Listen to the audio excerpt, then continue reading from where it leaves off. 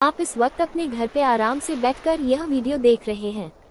क्या होगा अगर मैं ये बताऊं कि आप जिस जगह पर बैठे हो वो जगह करोड़ों साल पहले 850 सेल्सियस की तापमान से उबल रही थी। तो चलिए हम 450 करोड़ साल के पृथ्वी के सफर को देखते हैं। पृथ्वी सूर्य से तीसरा ग्रह है और ब्रह्मांड में एकमात्र ग्रह है जिस पर जीवन का प्रमाण है। तो पृथ्वी का निर्माण कब और कैसे हुआ, चलो पता करते हैं। क्या आप जानते हैं पृथ्वी का निर्माण कैसे और कब हुआ? जीवन शुरू होने से पहले क्या हुआ था? क्या जीवन की शुरुआत पृथ्वी पर हुई या कहीं और? ये कुछ सबसे बुनियादी प्रश्न हैं जो मनुष्य स्वयं से पूछते हैं, फिर भी वे अनुत्तरित रहते हैं। हमारे ग्रह का इतिहास रहस्य में डूबा हुआ है। वैज्ञानिकों को पानी, ज्वालामुखी और यहाँ तक कि उल्कापिंडों के पृथ्वी से टकराने के प्रमाण मिले हैं, लेकिन इनमें से कोई भी घटना यह नहीं बताती कि पृथ्वी अस्तित्व में कैसे आई।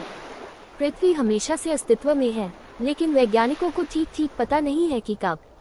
उनका मानना है कि पृथ्वी का निर्माण लगभग 4.5 अरब वर्ष पहले हुआ था, लेकिन वे निश्चित नहीं है कि यह कहां से आई। तो आइए हमारे सौर मंडल के इतिहास में गोता लगाएं।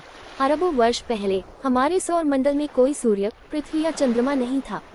वैज्ञानिकों के अनुसार इसके बजाय खाली जगह से गुजरते हुए केवल ठंडे धूल के कणों का एक बादल था। गैस और धूल का ये बादल विक्षुब्ध हो गया था। इस विक्षोभ की सबसे संभावित व्याख्या एक दूर के तारे के मरने पर उसका विस्फोट है, जिसे सुपरनोवा के रूप में जाना जाता है। सुपरनोवा के कारण धूल का बादल ढह गया क्योंकि गुरुत्वाकर्षण ने सब कुछ एक साथ खींच लिया। फिर यह एक सौर निहारिका में बदल गया, जो एक विशाल घूमती हुई डिस्क है।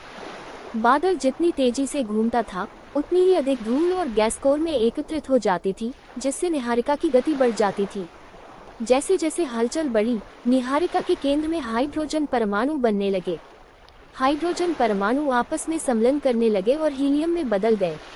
बादल के केंद्र में परमाणु सम्मिलन सूर्य बन गया, विशाल और आग का गोला जो प्रकाश और जीवन का स्रोत है।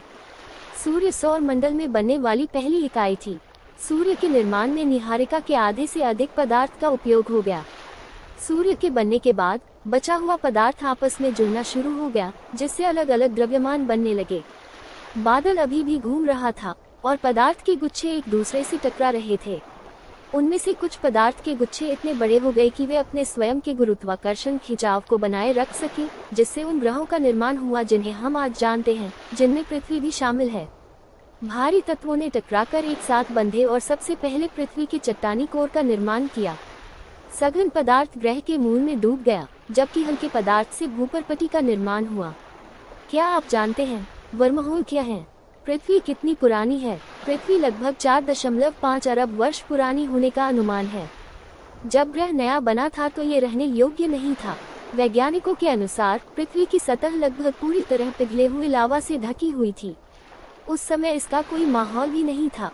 अंततः कुछ 100 मिलियन वर्षों के दौरान ग्रह ठंडा होना शुरू हो गया और इस प्रकार तरल पानी से युक्त महासागरों का उद्भव शुरू हुआ।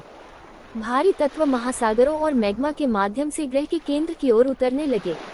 क्या आप जानते हैं ब्रह्मांड का सबसे पुराना तारा कौन सा है? परिणाम स्वरूप पृथ्वी परतों में विभाजित हो गई। सबसे बाहरी परत में अपेक्षाकृत हल्के पदार्थ का ठोस आवरण था, जबकि सघन पिघला हुआ पदार्थ ग्रह के मूल में धंस गया। पृथ्वी के निर्माण के लगभग 1 अरब वर्ष बाद सतह पर सूक्ष्मजीव पनपने लगे। उनमें से कुछ सूक्ष्मजीवों ने प्रकाश संश्लेषण का उपयोग किया और ग्रह के वायुमंडल में ऑक्सीजन के उद्भव में योगदान दिया। और इस प्रकार अरबों वर्षों के विकास के माध्यम से पृथ्वी अब मनुष्यों और अन्य जीवित प्राणियों द्वारा निवास किया जाने वाला एकमात्र ज्ञात ग्रह है।